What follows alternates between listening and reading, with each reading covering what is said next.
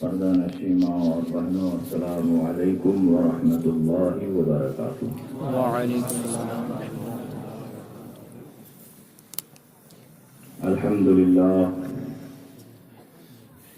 الحمد للہ رب العالمین، والصلاة والسلام على سید الانبیاء والمرسلین وعلى آلہ الطیبین الطاہرین واصحابہ الہادین المہدیین، اما بعد، اعوذ باللہ من الشیطان الرجیم، بسم اللہ الرحمن الرحیم۔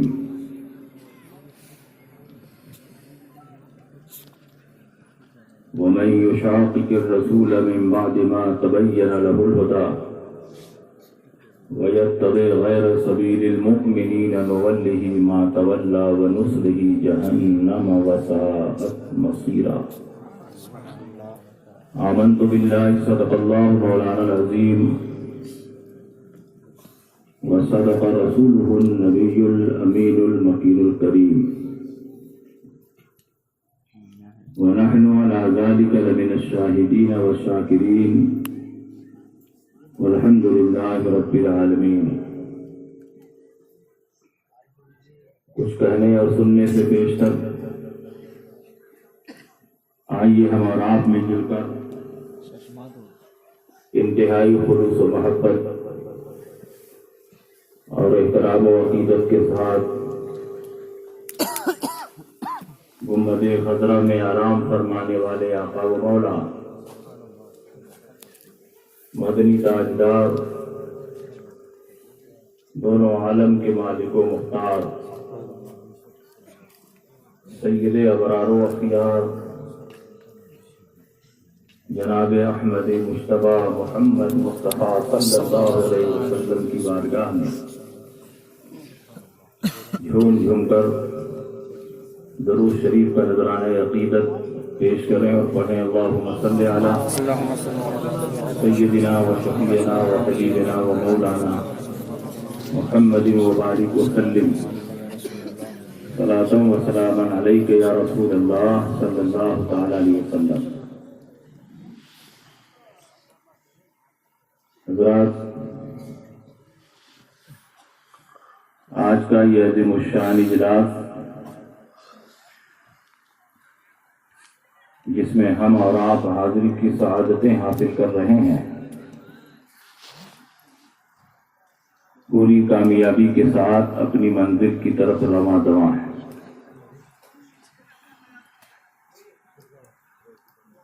اس اجلاس کی سب سے اہم خصوصیت یہ ہے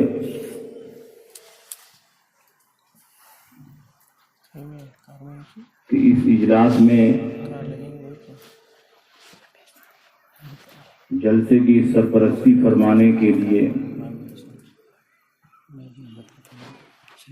شہزادہ سید السادات اولاد رسول، فرزند بطول، حضرت علی کے آنکھوں کے نور،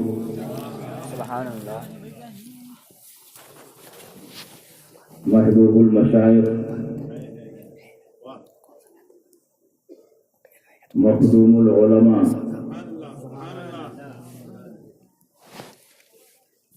منظور نظر حضور تاج الشریعہ،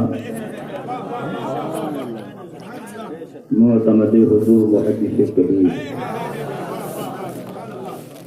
پیر طریقت، رہبر راہ شریعت، محافظ مسلک اعلیٰ حضرت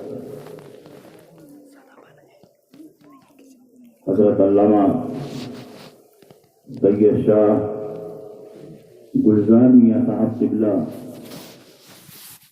واسطی اسماعیلی مدد اللہ العالی بنفس نفیس یہاں موجود ہیں۔ حضرت کے ساتھ میں نے بہت جلسے کیے اور حضرت کا حکم بھی ہوتا رہتا ہے، غائبانہ طور پر لوگ بتاتے بھی ہیں کہ حضرت نے آپ کے نام کو پسند فرمایا اور تاکید فرمائی، مگر یہ نہ سمجھیں کہ یہ جلسہ یا وہ تمام جلسے جس میں ہم لوگ شرکت کرتے ہیں وہ ہم لوگوں کی تقریر سے کامیاب ہوتے ہیں، بلکہ میرا تجربہ اور مشاہدہ یہ ہے کہ جس جلسے میں حضور گلزار ملت تشریف فرما ہوتے ہیں وہ جلسہ خود بخود کامیاب ہو جاتا ہے۔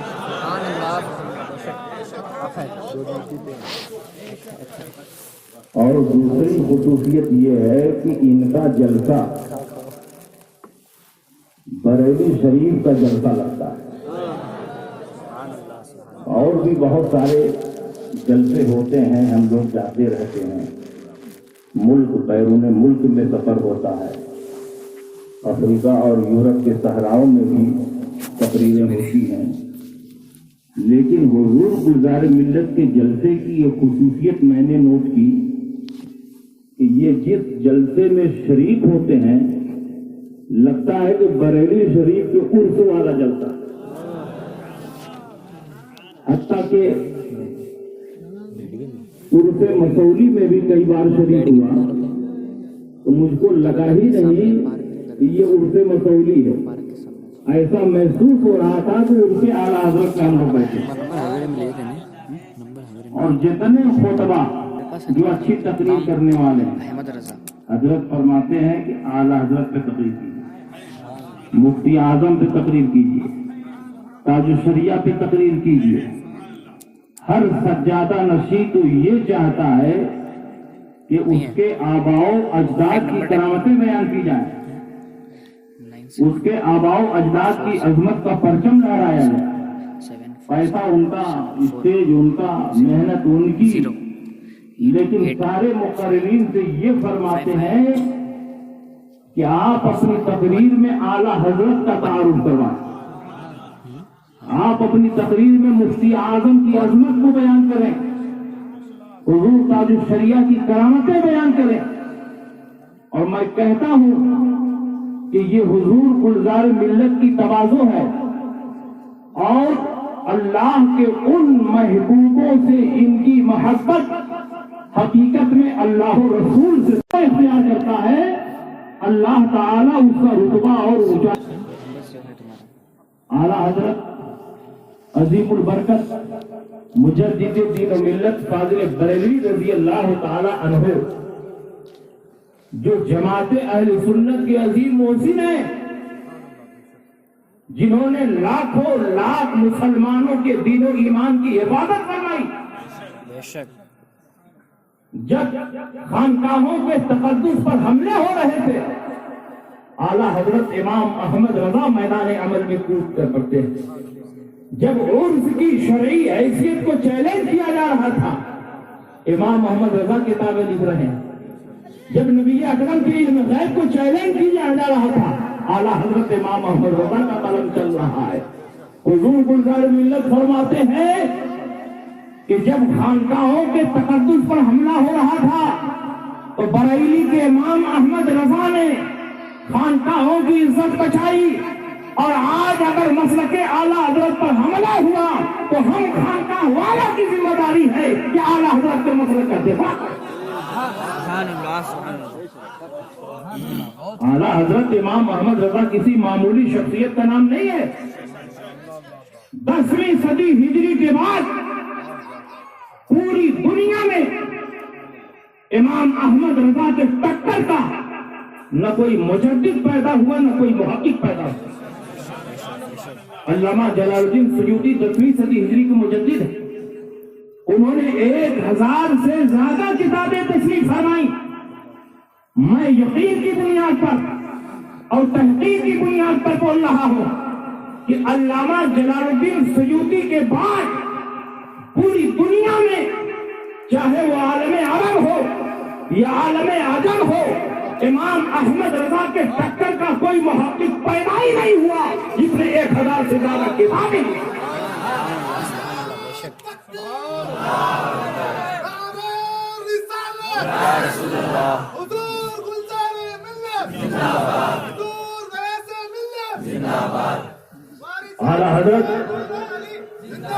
امام احمد رضا نے دین کی ایسی خدمت کی، مسلمانوں کے عقائد کا ایسا تحفظ فرمایا کہ آج اعلیٰ حضرت سے محبت دین و سنیت کی علامت۔ بے شک حق ہے۔ اور یہ کوئی مبالغے کی بات نہیں ہے، اللہ تعالی اپنے کچھ محبوبوں کو چن لیتا ہے جن کی محبت دین و ایمان کی علامت قرار پاتی ہے۔ اللہ کے نبی نے ارشاد فرمایا آیت المومن حب الانصار وآیت المنافق بغض الانصار۔ مومن کی علامت اور پہچان یہ ہے کہ انصار مدینہ سے محبت کرے، اور منافق کی پہچان یہ ہے کہ وہ انصار مدینہ سے دشمنی کرے۔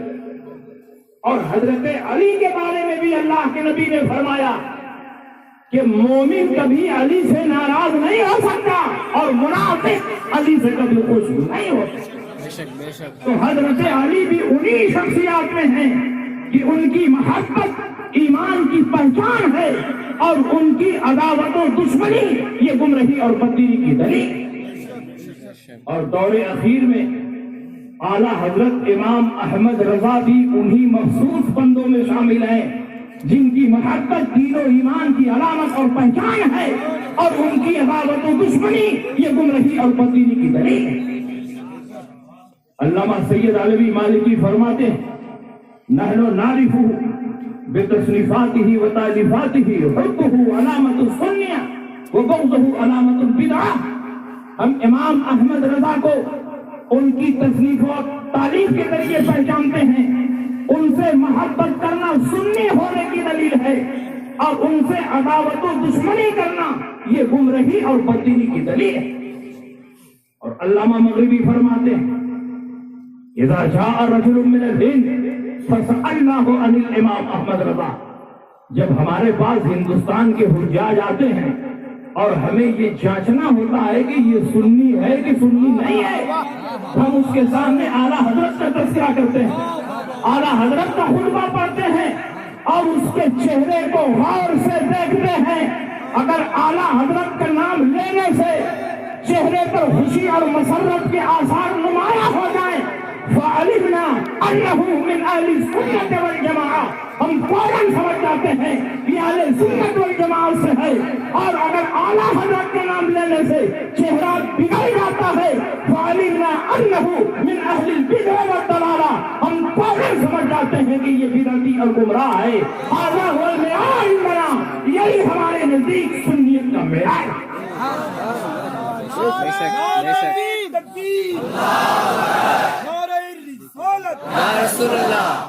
اور امام احمد رضا کو یہ عظمت،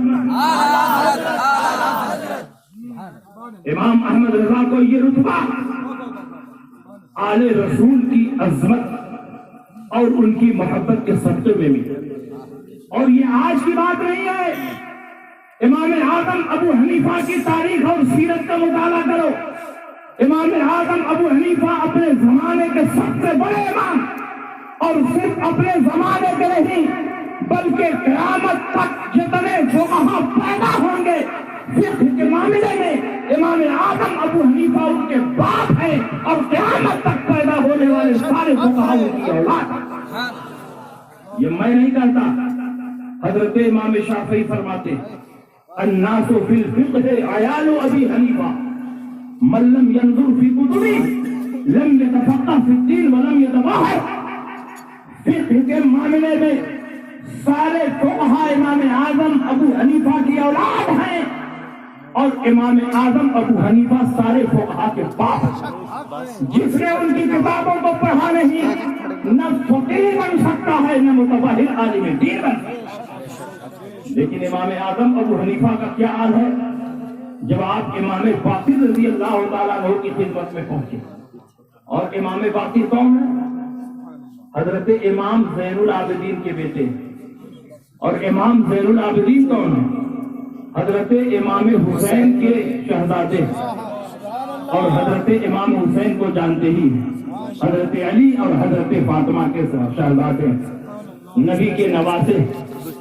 انہی کا سلسلہ قادریہ میں یہ ذکر ہے سید سجاد کے صدقے میں فارغ نہ کیجیے، علم ہم سے باطل علم ہو جائے۔ امام باقر کوئی معمولی مولوی نہیں تھے، بلکہ اپنے زمانے کے علم الہدا تھے، امام الہدا تھے۔ امام اعظم ابو حنیفہ ان کی خدمت میں پہنچے اور کسی نے امام باقر سے کہہ دیا تھا کہ حضور امام اعظم ابو حنیفہ قیاس بہت کرتے ہیں، یہ عقلی گھوڑا بہت دوڑاتے ہیں، یہاں تک کہ قیاس اور اجتہاد کی بنیاد پر رسول پاک کی حدیثوں کو بھی رد کر دیتے ہیں۔ جب امام اعظم ابو حنیفہ ان کی خدمت میں پہنچے، عبداللہ ابن مبارک جو ان کے شاگرد ہیں اور امیر المومنین فی الحدیث ہیں اور امام بخاری اور امام مسلم کے صرف استاد نہیں دادا استاد، انہوں نے تعارف کروایا کہ یہ فقیہ عراق ابو حنیفہ ہے۔ اتنا سننا تھا کہ امام باقر رضی اللہ تعالی عنہ کا چہرہ بگڑ گیا۔ کہا تم یہ ابو حنیفہ ہو جو میرے جد کریم کی حدیثوں کو قیاس کی بنیاد پر رد کر دیتے ہو؟ امام اعظم نے کہا حضور بھلا میں یہ کر سکتا ہوں؟ لگتا ہے حضور کو کسی نے غلط رپورٹ دی۔ امام باقر نے فرمایا کہ مجھے تو یہی اطلاع ملی ہے کہ تم قیاس بہت کرتے ہو اور قیاس کی بنیاد پر رسول پاک کی حدیثوں کو رد کر دیتے ہو۔ آپ نے فرمایا ہرگز نہیں، حضور اگر اجازت دیں تو میں کچھ مسئلہ پوچھنا چاہتا ہوں۔ امام باقر نے فرمایا پوچھو۔ امام اعظم ابو حنیفہ نے پوچھا کہ حضور بتائے کہ وراثت میں ڈبل حصہ لڑکی کا ہے کہ لڑکے کا ہے؟ امام باقر نے فرمایا کہ ڈبل حصہ لڑکے کا ہے، للذکر مثل حظ الانثیین، ایک مذکر کو دو مؤنث کے برابر دیا جائے گا۔ حضرت امام اعظم ابو حنیفہ فرماتے حضور بتائیں کہ ضعیف اور کمزور لڑکی ہے کہ لڑکا؟ فرمایا کہ ضعیف اور کمزور تو لڑکی ہی ہے۔ کہا اگر میں قیاس کی بنیاد پر فتویٰ دیتا تو یہ فتویٰ دیتا کہ لڑکی کو ڈبل دیا جائے، کیونکہ جو ضعیف اور کمزور ہو اس کو مال کی حاجت زیادہ ہوتی ہے، لیکن میں قیاس کی بنیاد پر نہیں، قرآن عظیم کی آیت کی بنیاد پر فیصلہ دیتا ہوں۔ اللہ نے قرآن میں فرمایا للذکر مثل حظ الانثیین، ایک مذکر کو دو مؤنث کے برابر دیا جائے گا، اور یہی فتویٰ آپ کا غلام ابو حنیفہ بھی دیتا۔ کہا حضور اجازت دے تو ایک مسئلہ اور پوچھ لو۔ کہا پوچھو۔ کہا حضور نماز افضل ہے کہ روزہ؟ امام باقر نے فرمایا کہ نماز افضل ہے۔ امام اعظم نے فرمایا کہ پیریڈ کے زمانے میں عورتوں کی جو نمازیں چھوٹ جاتی ہیں ان کی قضا نہیں ہے، اور جو روزے چھوٹ جاتے ہیں ان کی قضا ہے۔ امام باقر نے فرمایا بالکل صحیح ہے، پیریڈ کے زمانے میں جو نمازیں چھوٹ جائیں گی ان کی قضا نہیں ہے، اور جو روزے چھوٹیں گے ان کی قضا ہے۔ امام اعظم ابو حنیفہ نے فرمایا حضور اگر میں قیاس کی بنیاد پر فتویٰ دیتا تو یہ فتویٰ دیتا کہ نمازوں کی قضا بدرجہ اولا کی جائے، کیونکہ نماز روزے سے افضل ہے۔ جب روزہ کی قضا ہو رہی ہے تو نماز کی قضا کیوں نہیں ہوگی؟ لیکن میں قیاس کی بنیاد پر فتویٰ نہیں، میرے سامنے ام المومنین عائشہ صدیقہ کی حدیث ہے، ام سلمہ کی حدیث ہے، یہ حضرات فرماتی ہیں جب ہمیں حیض آتا نمازیں چھوٹتی تو رسول پاک نمازوں کی قضا کا حکم نہیں دیتے، اور جب روزہ چھوٹتے تو رسول پاک ان کی قضا کا حکم دیتے۔ یہی فتویٰ تو میں بھی دیتا ہوں۔ وقت کا امام کھڑا ہوتا ہے اور امام اعظم ابو حنیفہ بھی کھڑے ہوتے ہیں، اور امام باقر نے امام اعظم ابو حنیفہ کی پیشانی کو بوسہ دیتے ہوئے ارشاد فرمایا مبارک ہو ابو حنیفہ، جب تک تیرے جیسا امام اس دھرتی پر موجود ہے رسول پاک کی حدیثوں کو کوئی بدل نہیں۔ سبحان اللہ سبحان اللہ سبحان اللہ۔ یا رسول اللہ زندہ باد زندہ باد زندہ باد زندہ باد زندہ باد۔ تاج الشریعہ تاج الشریعہ تاج الشریعہ تاج الشریعہ۔ اور جب امام باقر دنیا سے چلے گئے تو ان کے ساتھ ذات حضرت امام جعفر صادق رضی اللہ تعالی عنہ سے اکتساب فیض کرتے رہے۔ امام اعظم ابو حنیفہ بوڑھے ہو چکے ہیں، ایک آدمی نے سوال کیا کہ حضور آپ کی عمر کتنی ہے؟ تو امام اعظم ابو حنیفہ نے فرمایا کہ میری عمر 2 سال ہے۔ پوچھنے والے نے کہا حضور آپ بوڑھے ہو چکے ہیں، فرماتے ہیں میری عمر 2 سال ہے۔ تو امام اعظم ابو حنیفہ فرماتے ہیں جن 2 سالوں کو میں نے امام جعفر صادق رضی اللہ تعالیٰ عنہ کی خدمت میں گزارا ہے، اسی کو میں اپنی عمر مانتا ہوں، آگے پیچھے کی زندگی کو بیکار سمجھتا ہوں۔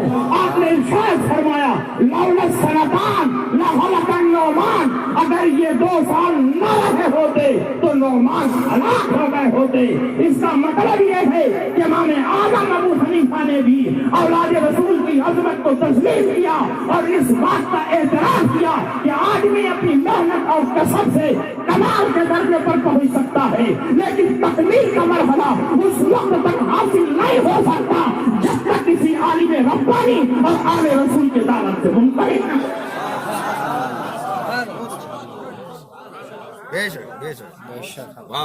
اور اعلیٰ حضرت امام محمد رضا صرف غوث پاک اور آل رسول کا احترام نہیں کرتے تھے، جو تبرک غوث پاک سے منسلک ہو جائے، منسوب ہو جائے، اس کا بھی احترام کرتے تھے۔ شیخ الاسلام، یہ سید صاحب کا تبرک ہے، ابھی ان کی نعت سننی ہے، بھاگنا نہیں آپ کو۔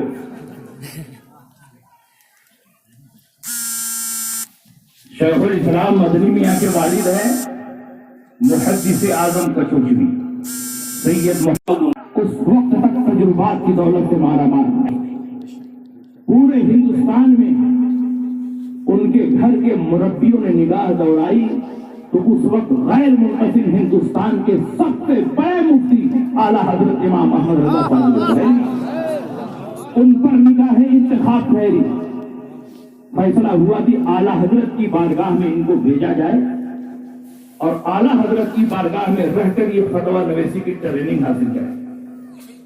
اعلیٰ حضرت سے گفتگو ہوئی، اعلیٰ حضرت نے فرمایا شہزادے کو بالکل بھیج دے، میرے پاس جو کچھ ہے ان کے جد کریم کا دیا ہے، شہزادے کو بھیج دے، اور یہ یاد رکھے کہ علم مناظرہ اور فتویٰ نویسی یہ دو ایسے فن ہیں کہ بغیر استاد کامل کے یہ حاصل نہیں ہو سکتے ہیں، اور الحمدللہ ان دونوں فن کو حاصل کرنے کے لیے احمد رضا سے بہتر کوئی جگہ نہیں۔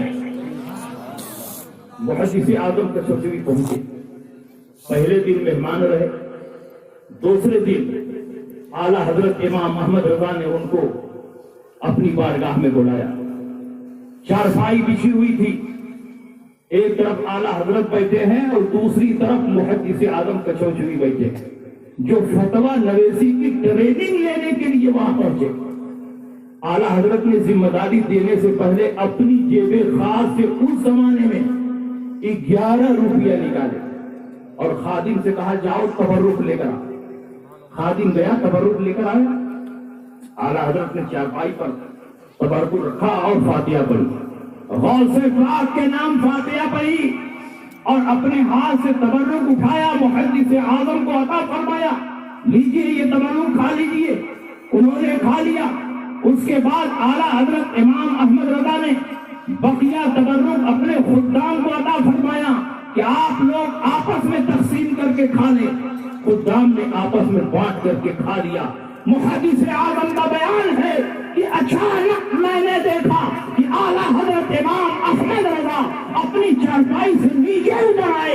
میں نے سوچا شاید کوئی حاجت اور ضرورت ہوگی، گھر میں جانا چاہتے ہوں گے، لیکن خدا کی قسم میری آنکھوں نے دیکھا کہ وقت کا امام زمین پر بیٹھ گیا اور جیسے سجدے میں سر جھکایا جاتا ہے ویسے اعلیٰ حضرت امام احمد رضا اپنا سر جھکا رہے ہیں۔ میں نے زمین پر غور سے دیکھا تو میں نے دیکھا کہ تبرک بانٹنے والوں کی غلطی سے تبرک کا ایک چھوٹا سا ذرہ زمین پر گرا ہوا ہے اور وقت کا امام اس کو اپنے ہاتھ سے نہیں بلکہ جھک کر اپنی زبان سے اندازہ لگاؤ غوث پاک کے تبرک کا جب اعلیٰ حضرت کے دل میں اتنا احترام ہے تو اولاد غوث اعظم کا اعلیٰ حضرت کے دل میں کتنا احترام۔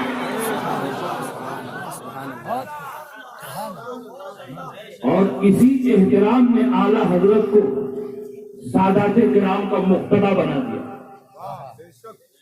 سادات کرام جو اعلیٰ حضرت سے سچی محبت کرتے ہیں وہ یہ نہیں کہتے کہ اعلیٰ حضرت میرے غلام ہیں۔ اعلیٰ حضرت پوری زندگی سادات کرام کی غلامی کی نسبت پر فخر کرتے رہے، سادات کرام سے محبت کرتے رہے، لیکن کبھی اعلیٰ حضرت کے ماننے والے سادات نے یہ نہیں کہا کہ اعلیٰ حضرت میری جو خط بھکاری ہے، اعلیٰ حضرت میرے غلام ہیں۔ گلزار ملت اگر اعلیٰ حضرت کا تعارف کرواتے ہیں تو یہ نہیں کہتے کہ میرے خاندان کے اجداد کے غلام ہیں، بلکہ گلزار ملت یہ کہتے ہیں کہ اعلیٰ حضرت میرے مقتدی ہیں، اعلیٰ حضرت میرے پیشوا ہیں، اعلیٰ حضرت میرے مجدد ہیں، اعلیٰ حضرت میرے سر کا تاج ہیں۔ اعلیٰ حضرت امام احمد رضا نے خاندانوں کی عظمت بچائی تو خاندانوں کے سادات جو اعلیٰ حضرت سے سچی محبت کرتے ہیں وہ اعلیٰ حضرت کو اپنے سر کا تاج،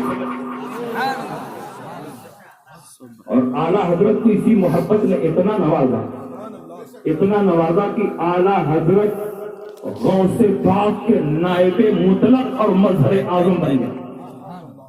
پاکستان کے ایک بہت بڑے عالم شیخ المشائخ پیر طریقت حضرت علامہ سید شاہ پیر محمد شرقپوری رحمت اللہ علیہ، یہ شرقپور ان دنوں پاکستان میں پڑتا ہے، اس وقت سب ہندوستان میں تھے۔ انہوں نے خواب دیکھا، خواب میں غوث پاک رضی اللہ تعالیٰ عنہ کی زیارت ہوئی۔ علامہ شرقپوری نے سرکار غوث پاک سے پوچھا، حضور اس وقت پوری دنیا میں آپ کا نائب کون ہے؟ تو غوث پاک رضی اللہ تعالیٰ عنہ نے فرمایا کہ اس وقت پوری دنیا میں میرا نائب بریلی کے مولانا احمد رضا خان۔ ان کے دل میں اعلیٰ حضرت کی ایسی عظمت پیدا ہوئی، اپنے مریدین سے پوچھا کہ یہ بریلی کہاں؟ لوگوں نے بتایا کہ یہ مغربی اتر پردیش میں بہت مشہور و معروف شہر ہے۔ کہا یہ اعلیٰ حضرت کون ہے؟ کہا بہت بڑے عالم۔ اعلیٰ حضرت کی بارگاہ میں شرف ملاقات کے لیے پہنچے۔ مہینوں کی مسافت طے کرنے کے بعد جب اعلیٰ حضرت کی خدمت میں پہنچے اور اعلیٰ حضرت کو سلام کیا، اعلیٰ حضرت کو مصافحہ کے لیے ہاتھ بڑھایا تو اعلیٰ حضرت امام احمد رضا نے ان کا ہاتھ چوم لیا، ان کے ہاتھ کو بوسہ دیا۔ انہوں نے کہا حضور آپ مجھ کو جانتے نہیں، میں پہلی بار آپ کی خدمت میں حاضر ہو رہا ہوں اور آپ نے میرے ہاتھ کو چوم لیا، بوسہ دیا۔ اعلیٰ حضرت فرماتے ہیں جو غوث پاک کو اپنے خواب میں دیکھتا ہو وہ اس لائق ہے کہ اس کا ہاتھ نہیں بلکہ اس کا پاؤں بھی چوما جائے۔ سبحان اللہ، سبحان اللہ، یا رسول اللہ، یا رسول اللہ، تاج الشریعہ، تاج الشریعہ، تاج الشریعہ، تاج الشریعہ، تاج الشریعہ، تاج الشریعہ، سیدی گلزار ہے، سیدی گلزار ہے، مولا علی زندہ باد۔ جب سرکار غوث پاک کو اپنے خواب میں کوئی عالم دیکھ لے تو وہ اس درجے پر پہنچ جائے کہ وقت کا امام اس کی دستبوسی کرے اور یہ فرمائے کہ جو سرکار غوث پاک کو اپنے خواب میں دیکھتا ہو وہ تو اس قابل ہے کہ صرف ہاتھ نہیں اس کا پاؤں بھی چوما جائے۔ تو جو سرکار غوث پاک کی اولاد ہو، ان کی نسل میں ہو، اس کا ادب و احترام کتنا ہونا چاہیے، اعلیٰ حضرت کی اس واقعے سے ظاہر ہے۔ اعلیٰ حضرت امام احمد رضا فاضل بریلوی کی بارگاہ میں علامہ شرقپوری حاضر ہوئے۔ علامہ شرقپوری کئی دن تک اعلیٰ حضرت کے مہمان رہے اور اعلیٰ حضرت کی بارگاہ میں اکتساب فیض کیا۔ جب وہاں سے شرقپور گئے ایک مجمع عام کو خطاب کرتے ہوئے ارشاد فرمایا، لوگوں میں بریلی سے آ رہا ہوں، اعلیٰ حضرت امام احمد رضا سے ملاقات کر کے آ رہا ہوں اور خدا کی قسم میں نے دیکھا کہ ان کے کمرے میں حجرے میں ایک پردہ پڑا ہوا ہے اور پردے کے پیچھے رسول پاک سید عالم صلی اللہ علیہ وسلم تشریف فرما ہے، اور جو کچھ سرکار فرما رہے ہیں وہی احمد رضا لکھ رہے ہیں، وہی احمد رضا بول رہے ہیں۔ زبان احمد رضا کی ہے لیکن باتیں رسول اللہ۔ نعرہ تکبیر، اللہ اکبر، نعرہ رسالت یا رسول اللہ، نعرہ رسالت یا رسول اللہ، مسلک اعلی حضرت زندہ باد، فیضان اعلی حضرت زندہ باد، شان اعلی حضرت زندہ باد، نوازشات اعلی حضرت زندہ باد، عشق محبت عشق محبت اعلی حضرت اعلی حضرت، عشق محبت عشق محبت اعلی حضرت اعلی حضرت، بستی بستی قریہ قریہ تاج الشریعہ تاج الشریعہ۔ یہ شان ہے اعلیٰ حضرت امام احمد رضا کی۔ اعلیٰ حضرت امام احمد رضا فاضل بریلوی کو غوث پاک نے اتنا نوازا کہ اعلیٰ حضرت اپنے زمانے میں سرکار غوث پاک کے نائب اعظم اور ان کے مظہر اتم بن گئے، اور ادب و احترام کا یہ عالم کہ اعلیٰ حضرت امام احمد رضا فرماتے ہیں تجھ سے در سے سخت اور سب سے ہے مجھ سے نسبت، میری گردن میں بھی ہے دور کا دورہ تیرا، میری قسمت کی قسم کھائے سگانے کا پاس، پنج میں لا کے بھی دیتا ہے۔ سگانے بغداد میں ہیں لیکن غوث پاک کی عظمت پر پہرا نہیں دے پا رہے ہیں، لیکن امام احمد رضا فاضل بریلوی ہندوستان میں رہ کر بھی سرکار غوث پاک کی عظمت کا تحفظ کر رہے ہیں۔ اسی لیے بارگاہ غوثیت سے اعلیٰ حضرت امام احمد رضا کو وہ انعام ملا ہے کہ اعلیٰ حضرت اگر علم شریعت میں اپنے زمانے کے امام ہیں تو اعلیٰ حضرت علم طریقت میں بھی اپنے زمانے کے امام ہیں۔ اور اعلیٰ حضرت امام احمد رضا کوئی ایسے مجدد نہیں ہے کہ جن کو چمچوں اور دلالوں نے مجدد بنا دیا، جاہل مبلغین نے جن کو مبلغ بنا دیا، پھکر باز مقرروں کے ماننے والوں نے مبلغ بنا دیا۔ اعلیٰ حضرت امام احمد رضا ایسا مجدد ہے کہ پٹنہ کی سرزمین پر غیر منقسم ہندوستان کے علماء کی میٹنگ ہوئی جس میں صرف علماء اور مشائخ 1000 سے زیادہ تھے، اور عوام الناس کو اگر جوڑ دیا جائے تو لاکھوں لاکھ کی تعداد تھی۔ تاج الفول نے پٹنہ کی سرزمین پر 14ویں صدی ہجری کے مجدد کی حیثیت سے جس شخصیت کے نام کا اعلان فرمایا وہ شخصیت کوئی اور نہیں، اعلیٰ حضرت امام احمد رضا۔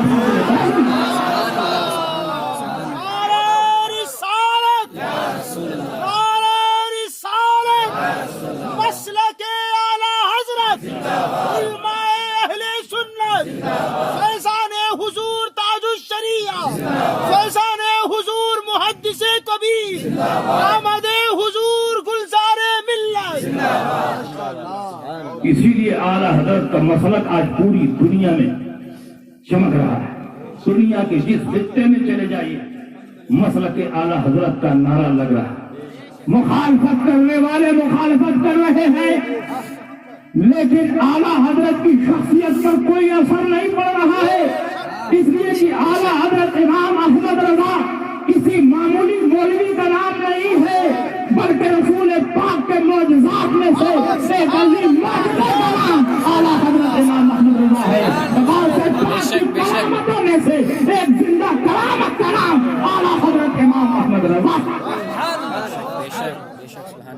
اعلیٰ حضرت کی ذات تو وہ ہے کہ علماء حرمین طیبین نے اعلیٰ حضرت کی بعض تحریروں کو دیکھنے کے بعد فرمایا واللہ لو قیل فیہ انہ مجدد ھذا القرن لکان حقا وصوابا۔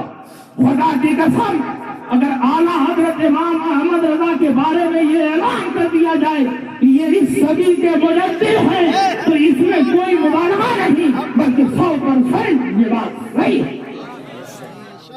آج تو ایسے ایسے لوگ مجدد بن رہے ہیں کہ نومیر بھی پڑھانے کی تمیز نہیں، پنجگن کی گردان بھی نہیں سنا سکتے۔ جاہل پیر اور جاہل مبلغ اپنے آپ کو مجدد کہتے ہیں، تاج الشریعہ کی جوتی کے برابر بھی تمہاری حیثیت ہے۔ تاج الشریعہ صفات میں سے کسی ایک تصنیف کا مقابلہ کر کے دکھاؤ تو تم کو حق ہے، حق ہے، حق ہے.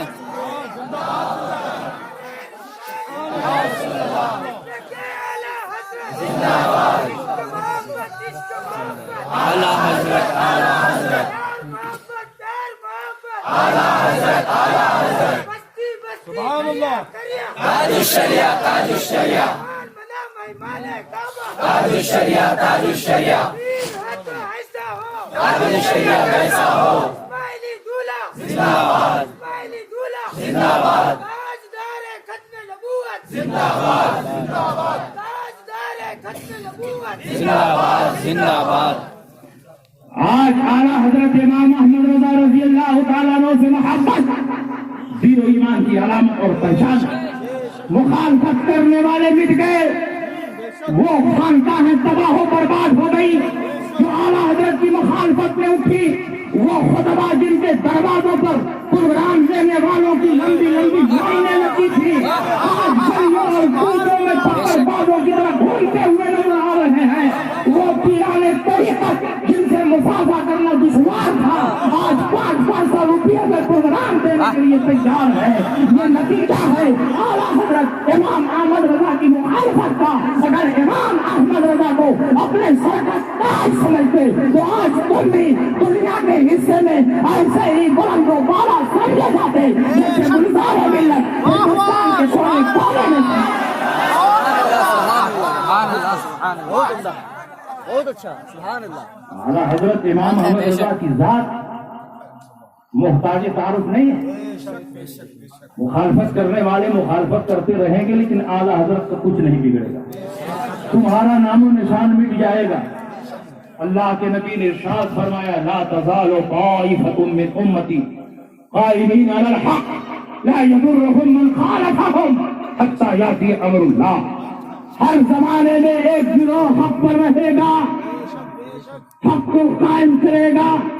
مخالفت کرنے والوں کی مخالفت کا اس کی ذات پر کوئی اثر نہیں پڑے گا.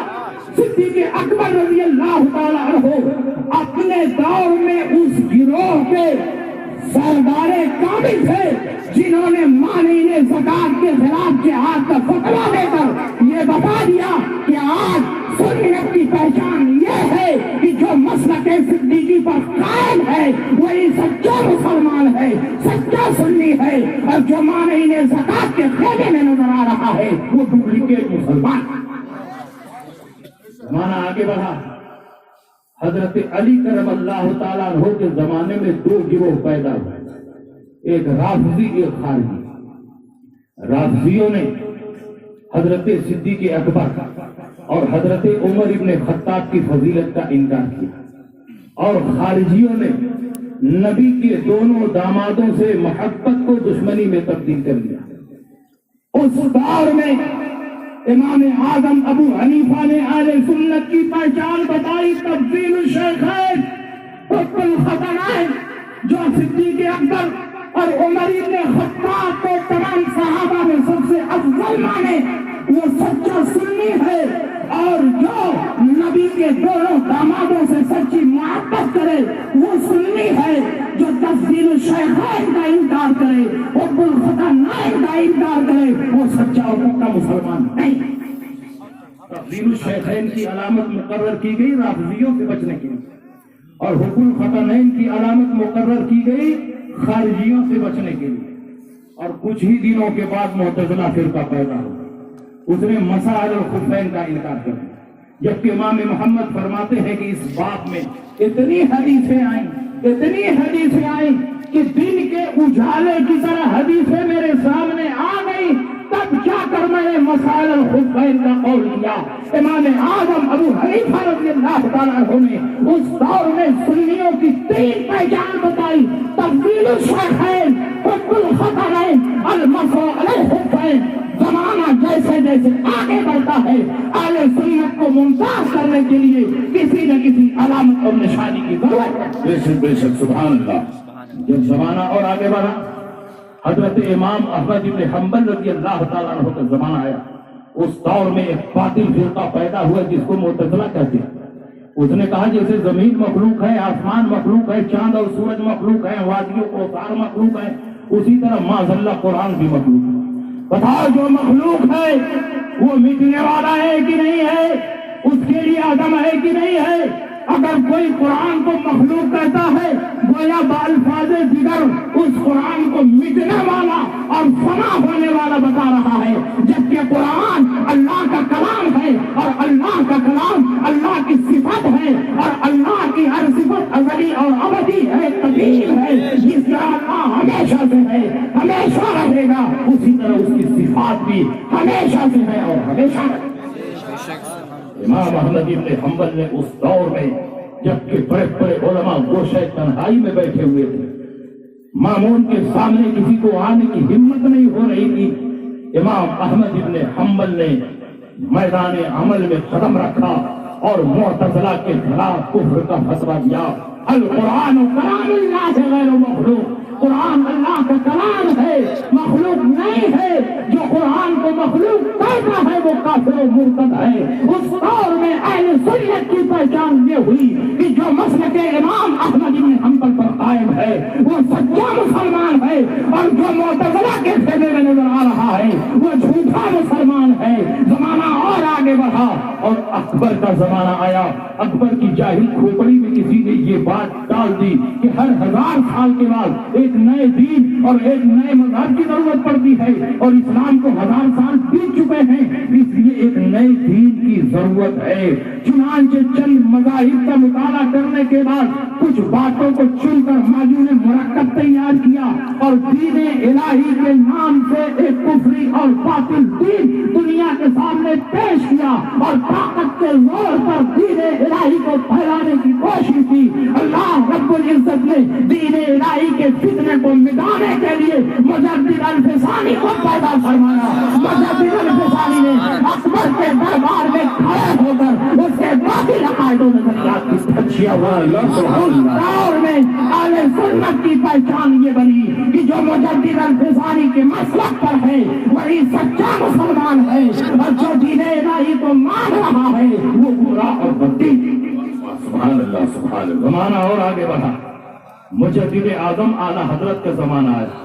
ان کے زمانے میں ایک دو نہیں ہزاروں فتنے تھے، وہابیت کا فتنہ، دیوبندیت کا فتنہ، نیچریت کا فتنہ، قادیانیت کا فتنہ، شمانیت کا فتنہ، غیر مقلدیت کا فتنہ، الیاسیت کا فتنہ، صلح کلیت کا فتنہ، ندویت کا فتنہ، چکرالویت کا فتنہ، دادویت کا فتنہ۔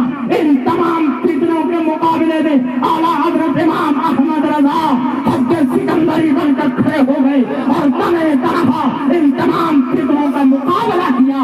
آپ کے تنقیدی کارناموں کو دیکھنے کے بعد علماء حرمین طیبین اور علماء ہندوستان نے یہ فیصلہ سنایا کہ اس دور میں سچا مسلمان وہی ہے جو مسلک اعلیٰ حضرت حق ہے بے شک۔ اس لیے مسلک اعلیٰ حضرت کوئی نیا مسلک نہیں ہے، کوئی پانچواں مسلک نہیں ہے۔ علامت کے بدلنے سے شے کی حقیقت نہیں بدل جاتی، جیسے جیسے باطل فرقے آتے رہیں گے علامتیں بدلتی رہیں گی۔ آپ سے میں پوچھنا چاہتا کہ اس دور میں مسلک اعلیٰ حضرت سے بہتر کوئی لفظ ہے کہ جس سے تمام باطل فرقوں سے امتیاز ہو جائے؟ جو کہتے ہیں مسلک اعلیٰ حضرت نہیں بولنا چاہیے، میں کہتا ہوں تو کیا بولا جائے؟ تمہارے باپ کا مسلک بولا جائے؟ تمہارے باپ نے کون سا کارنامہ انجام دیا ہے کہ مسلک اعلیٰ حضرت کے بجائے تمہارے باپ کا مسلک بولا جائے؟ اعلیٰ حضرت امام احمد رضا نے لاکھوں لاکھ مسلمانوں کے دین و ایمان کی حفاظت فرمائی، اور علماء حرم نے اعلیٰ حضرت کے تجدیدی کارناموں کو دیکھنے کے بعد بردستہ فرمایا کہ اس دور میں اوریجنل مسلمان کی پہچان یہ ہے کہ مسلک اعلیٰ حضرت پر قائم ہو۔ جو مسلک اعلیٰ حضرت سے پھرا وہ حقیقت میں دین ہے۔ آج تو المیہ یہ ہے کہ دیوبندی سے پوچھو تم کیا ہو تو کہتا ہے میں سنی ہوں، وہابی سے پوچھو کیا ہو کہے گا میں سنی ہوں، غیر مقلد سے پوچھو کیا ہو تو کہے گا میں بھی سنی ہوں، جماعتی اسلامی سے پوچھو کیا ہو کہے گا میں سنی ہوں، مودودی سے پوچھو کیا ہو کہے گا میں سنی ہوں۔ नदवा वालों से पूछो क्या हो, कहेंगे हम सुन्नी हैं। देवबंद वालों से पूछो क्या हो, कहेंगे हम सुन्नी हैं। चकरालविया से पूछो तुम क्या हो, कहेंगे हम सुन्नी हैं। नेचरियों से पूछो क्या हो, कहेंगे हम सुन्नी हैं। जितने बातिल फिरते हैं सब अपने आप को सुन्नी कहते हैं, और देवबंदी तो 4 हाथ आगे बढ़े हुए हैं, वो सिर्फ सुन्नी नहीं बल्कि अपने आप को हनफी भी कहते हैं। इमाम आजम का मुकल्लिद भी बताते हैं, लेकिन उनकी किताबें उठाकर देखो, जरूरियात दीन का इनकार इन्होंने किया है, अल्लाह और रसूल की शान में गुस्ताखी इन्होंने की है, सादात कराम की अजमत पर हमला इन्होंने किया है, बुजुर्गान दीन के तकद्दुस को पामान इन्होंने किया है। ये कैसे सुन्नी हो सकते हैं? लेकिन मार्केट में यही ऐलान कर रहे हैं, हम सुन्नी हैं, हम हनफी हैं। अब इस दौर में तुम अपने आप को सिर्फ सुन्नी कहोगे तो बताओ इन बातिल सुन्नियों से, इन डुप्लीकेट सुन्नियों से, इन फर्जी सुन्नियों से इम्तियाज कैसे होगा? अगर सिर्फ मसलक इमाम आजम अबू हनीफा का नारा लगाओगे तो देवबंदियों से इम्तियाज कैसे होगा? इसलिए कि तमाम बातिल फिरके अपने आप को सुन्नी कह रहे हैं, इसलिए जरूरी है कि मसलक आला हजरत की अलामत कायम की जाए। अब जो भी तुम्हारे सामने आए और कहे कि हम सुन्नी हैं, हम हनफी हैं, हम कादरी हैं, हम चिश्ती हैं, हम नक्शबंदी हैं, हम सरवर्दी हैं, कहो सब कुछ हो, बताओ मसलक आला हजरत को मानते हो या नहीं?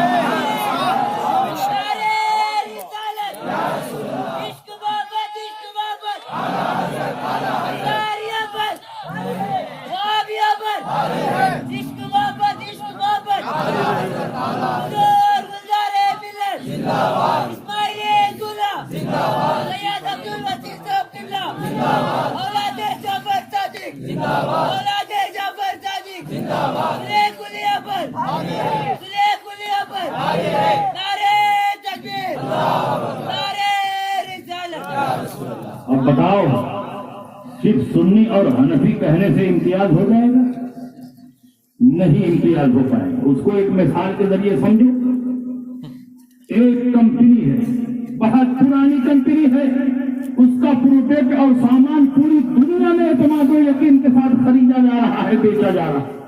एक डुप्लीकेट कंपनी मार्केट में आ गई, डुप्लीकेट सामान बनाना शुरू किया और ओरिजिनल कंपनी का लेबल लगाकर पूरी दुनिया में अपना सामान फैलाना शुरू किया। ओरिजिनल कंपनी को बड़ा नुकसान हुआ। ओरिजिनल कंपनी को जब मालूम हुआ कि हमारी कंपनी का लेबल लगाकर डुप्लीकेट सामान दुनिया में फैलाया जा रहा है, तो बताओ ऐसे आलम में ओरिजिनल कंपनी क्या करेगी? क्या अपना नाम बदल देगी? नाम नहीं बदलेगी, बहुत मुश्किलों से उसने नाम कमाया है, बल्कि वो एक नया ट्रेड मार्क जारी करेगी, एक नई अलामत और पहचान कायम करेगी और पूरी दुनिया में ऐलान करेगी, नक्कालों से सावधान, मेरी कंपनी के सामान को खरीदा जाए, फला अलामत देखकर खरीदा जाए, फला निशानी देखकर खरीदा जाए। अगर वो सामान मौजूद हो तो समझा जाए सामान ओरिजिनल है, और वो निशानी मौजूद ना हो तो समझा जाए सामान डुप्लीकेट है। बिल्कुल इसी तरह अगर आज कोई तुम्हारे सामने आए और कहे हम सुन्नी हैं, हम हनफी हैं, हम कादरी हैं, हम चिश्ती हैं, हम नक्शबंदी हैं, हम सरवर्दी हैं, और सब कुछ हो, बताओ मसलक आला हजरत को मानते हो या नहीं? अगर कहे मानता हो समझ लो ओरिजिनल सुन्नी है, और अगर इनकार कर दे समझ लो डुप्लीकेट सुन्नी है। क्योंकि इस दौर में मसलक आले सुन्नत का नया ट्रेड मार्क मसलक आला हजरत है, और जो भी आएगा मसलक आला हजरत की रोशनी में पहचानेगा। नारे तकबीर, नारे रिसालत, मसलक आला हजरत, इश्क मोहब्बत, इश्क मोहब्बत, प्यार मोहब्बत, प्यार मोहब्बत, खलीफा हुजूर ताजुश शरिया, आमदे हुजूर गुलजारे मिल्लत, नारे तकबीर, नारे रिसालत। बड़े बड़े उलमा ने आला हजरत इमाम अहमद रजा की अजमत का लोहा तस्लीम किया। बड़े बड़े अकादिर ने आला हजरत इमाम अहमद रजा की बारगाह में खराज अकीदत पेश की। बड़े बड़े उलियाए किराम ने मसलक आला हजरत की हक़ानियत का ऐलान किया और अपने मानने वालों को मसलक आला हजरत पर चलने की तलकीन की, और उन्हीं असलाफ के रास्ते पर चलते हुए हुजूर गुलजारे मिल्लत भी हर महफिल में अपने मुरीदीन को सख्ती के साथ मसलक आला हजरत पर चलने की ताकीद करते हैं। آج میں بنگلور ایئرپورٹ سے آ رہا تھا، اسلم بھائی نے بڑی محنت کی، انہوں نے حماد حسین صاحب جو انڈیکوٹ کمپنی میں کام کرتے ہیں انڈیکو میں، ان کو لگا دیا تھا، حضرت کو لے کے آئے۔ راستے میں حماد بھائی نے حضرت کا شجرا دکھایا، کہا کہ یہ دیکھیے ناگپور سے چھپ کر کے آیا ہے۔ تو میں نے کہا کہ ذرا ایک شجرا میں بھی دوں، دیکھو اس میں کیا لکھا۔ شجرا میں نے کھولا، ہر پیر اپنے مرید کو کچھ نہ کچھ ہدایت کرتا ہے شریعت کی روشنی میں، اور یہ اس کا حق بھی ہے۔ حضور گلزار ملت کی ہدایات بھی اس شجرے میں چھپی ہوئی۔ میں نے شجرا کھولا، اتفاق سے ہدایت والا پنا نکل گیا جس میں ہدایات لکھی ہوئی۔ آپ یقین کرو، سب سے پہلی ہدایت نمبر 1 پر جو لکھی ہوئی ہے وہ یہ لکھی ہوئی ہے کہ میرے تمام مریدین عقائد اہل سنت یعنی سلف صالحین بزرگان دین خصوصاً اعلیٰ حضرت کے عقیدے پر سختی کے ساتھ قائم رہے، جو بھی اپنے شجرے میں ہدایات میں نمبر 1 پر مسلک اعلیٰ حضرت پر سختی کے ساتھ قائم رہنے کی وصیت اور نصیحت کر رہا ہو، اس میں اخلاص و وفا میں شمار نہیں کیا جا سکتا۔ یقیناً وہ پیر اس دور میں مسلک اعلیٰ حضرت کا سچا نقیب ہے، مسلک اعلیٰ حضرت کا سچا ترجمان ہے۔ سبحان اللہ، سبحان اللہ۔ اس لیے پوری مضبوطی کے ساتھ مسلک اعلیٰ حضرت پر ڈٹے رہے۔ ہم سے اگر کوئی پوچھتا ہے کہ حضرت کس سے مرید ہو جائے تو میں صرف 2 آدمی کا نام بتاتا ہوں۔ میں کہا اگر بریلی شریف میں مرید ہونا ہے اعلیٰ حضرت کے خاندان میں تو جب تاج الشریعہ تھے تو حضرت کا نام دیتا ہے، اور تاج الشریعہ جب رخصت ہو گئے تو ان کے شہزادے کا نام دیتا۔ سبحان اللہ۔ اور سادات کرام میں حضور گلزار ملت کا نام لیتا ہوں، اس لیے کہ سادات کرام میں حضور گلزار ملت کو مسلک اعلیٰ حضرت سے جس طرح محبت کرتے ہوئے میں نے دیکھا ہے، میں نے کسی اور کو نہیں دیکھا ہے۔ اس لیے میری نظر میں مسلک اعلیٰ حضرت کی ترویج و اشاعت کرنے کے لیے جیسے پیروں کی ضرورت ہے، ان پیروں میں سرائے پیرین حضور گلزار ملت ہے، اور بریلی شریف میں حضور اسد میاں ہے۔ سبحان اللہ، سبحان اللہ۔ اس لیے پوری مضبوطی کے ساتھ مسلک اعلیٰ حضرت پر ڈٹے رہے۔ میری تقریر ختم ہو رہی ہے، بہت تھکا ہوا، 5 گھنٹہ فلائٹ لیٹ ہوئی، صبح سے مسلسل سفر ہی سفر، سفر ہی سفر، سفر ہی سفر، اور میری پیٹ کی تھیلی کا آپریشن بھی 1 مہینہ پہلے ہوا۔ الحمدللہ حضور گلزار ملت کی خاص دعاؤں کے صدقے میں اس وقت تقریر کر رہا ہوں۔ اعلیٰ حضرت کے خلیفہ ہے علامہ عبدالعلیم میرٹھی۔ انہوں نے صرف ہندوستان میں نہیں، یورپ اور افریقہ میں بھی پہنچ کر بے شمار کالوں اور گوروں کو اسلام کا کلمہ پڑھا۔ اس دور میں مسلک اعلیٰ حضرت کی ترویج و اشاعت فرمائی۔ جس دور میں سفر کی سہولتیں نہیں تھی، وہ ہندوستان سے پرانے کپڑے اکٹھا کر کے لے جاتے تھے اور افریقہ کے غریب کالوں میں تقسیم کرتے تھے، اور فری میں انہیں اسلام کی تعلیم دیتے تھے۔ ان کی تعلیم کے نتیجے میں ہزاروں حبشی اور کالے لوگ اسلام کے دامن سے وابستہ ہو گئے، اور ساؤتھ افریقہ میں خود میں نے کئی جگہوں پر دیکھا کہ علامہ عبدالعلیم میرٹھی کے